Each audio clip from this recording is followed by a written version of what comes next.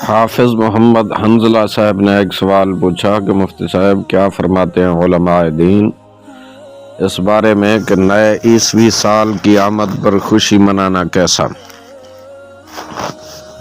بسم اللہ الرحمن الرحیم۔ الجواب بعون الملک الوہاب، اللہم ہدایت الحق والصواب۔ محترم، جواب جاننے سے پہلے یہ بات آپ ذہن نشین فرما لیں کہ اسلام میں قمری نظام الاوقات کو خاص اہمیت حاصل ہے، جس کا سال جنوری سے نہیں بلکہ محرم سے شروع ہوتا ہے۔ اللہ عز و جل نے قرآن کریم میں 12 مہینوں کا تذکرہ فرمایا، ان سے قمری مہینے ہی مراد ہیں، اور انہی کو اللہ عز و جل نے لوگوں کے لیے اوقات قرار دیا۔ شریعت مطہرہ کے کثیر احکام، عبادات و معاملات، مثلاً روزہ، زکوٰۃ، حج، عورتوں کی عدت، رضاعت، بلوغت وغیرہ بھی انہی پر مبنی ہیں، اور قمری سال عرف و استعمال کے اعتبار سے بھی مسلمانوں کی علامت سمجھی جاتی ہے۔ اس لیے بہت عمدہ ہے کہ ہم اپنے نجی، سماجی اور معاشرتی معاملات میں حتی الامکان اسی کا اعتبار کریں۔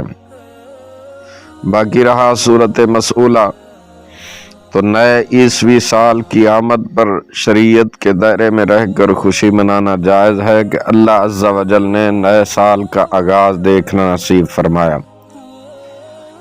ہر سانس، ہر گھڑی اللہ عز و جل کی عطا کردہ نعمت ہے، لیکن حدود شریعت کو پامال کرتے ہوئے نئے سال کی خوشی منانا، جیسا کہ اس موقع پر معاذ اللہ شراب نوشی، ناچ گانے کی محافل کا انعقاد، مردوں اور عورتوں کا اختلاط، بے پردگی و فحاشی، آتش بازی اور ہوائی فائرنگ کی جاتی ہے۔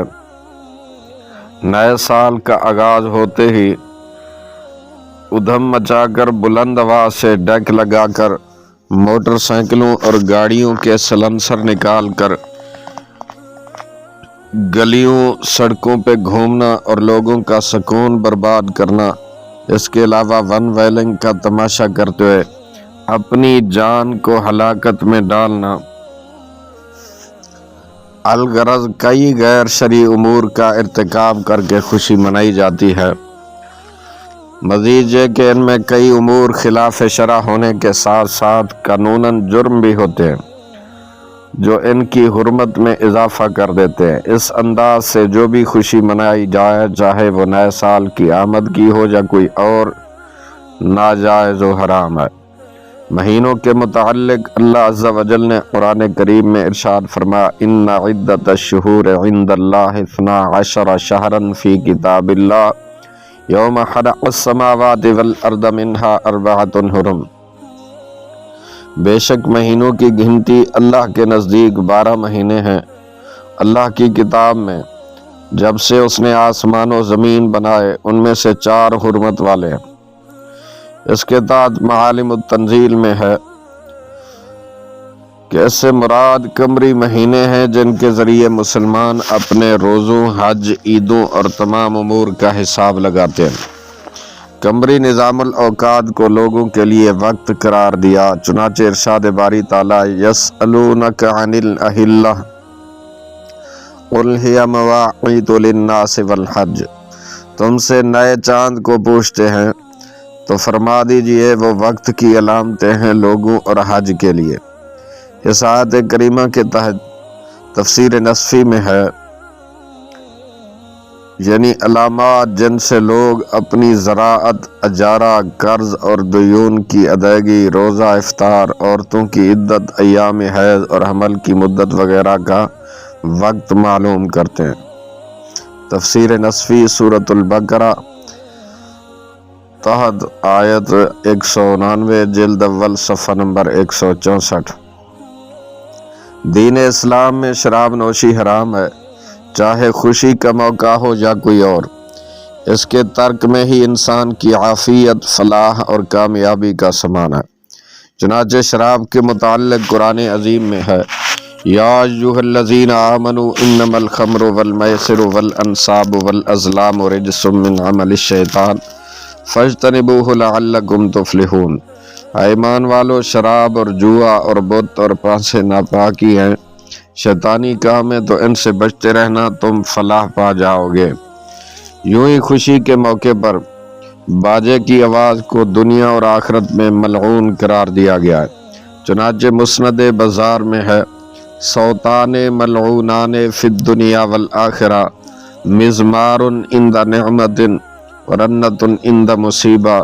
دو آوازیں دنیا اور آخرت میں ملعون ہیں، نعمت کے وقت باجے کی آواز اور مصیبت کے وقت رونے کی آواز۔ مسند ابی حمزہ انس بن مالک، جلد 14 صفحہ نمبر 62۔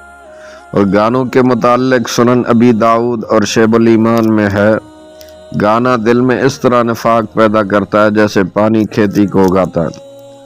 بہار شریعت میں ہے، ناچنا، تالی بجانا، ستار، ایک تارا، دو تارا، ہارمونیم، چنگ، تمبورا بجانا، اس طرح دوسرے قسم کے سب باجے ناجائز و حرام ہیں۔ شریعت مطہرہ نے مرد و عورت دونوں کو پردے کا تاکیدی حکم دیا اور بے پردگی سے منع فرمایا۔ چنانچہ قرآن پاک میں ہے، قُل لِّلْمُؤْمِنِينَ يَغُضُّوا مِنْ أَبْصَارِهِمْ وَيَحْفَظُوا فُرُوجَهُمْ ذَلِكَ أَزْكَىٰ لَهُمْ إِنَّ اللَّهَ خَبِيرٌ بِمَا يَصْنَعُونَ وَقُل لِّلْمُؤْمِنَاتِ يَغْضُضْنَ مِنْ أَبْصَارِهِنَّ وَيَحْفَظْنَ فُرُوجَهُنَّ وَلَا يُبْدِينَ زِينَتَهُنَّ إِلَّا مَا ظَهَرَ مِنْهَا۔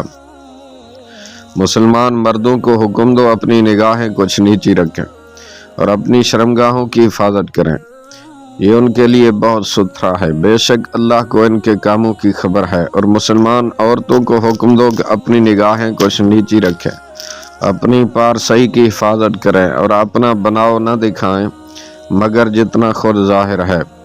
فتاوی رضویہ میں ہے، لڑکیوں کا غیر مردوں کے سامنے خوش الحانی سے نظم پڑھنا حرام ہے، اور اجنبی نوجوان لڑکوں کے سامنے بے پردہ رہنا بھی حرام ہے، اور جو اپنی لڑکیوں کو ایسی جگہ بھیجتے ہیں ان پر اطلاق دیوس ہو سکتا ہے۔ فتاوی رضویہ جلد 23 صفحہ نمبر 690۔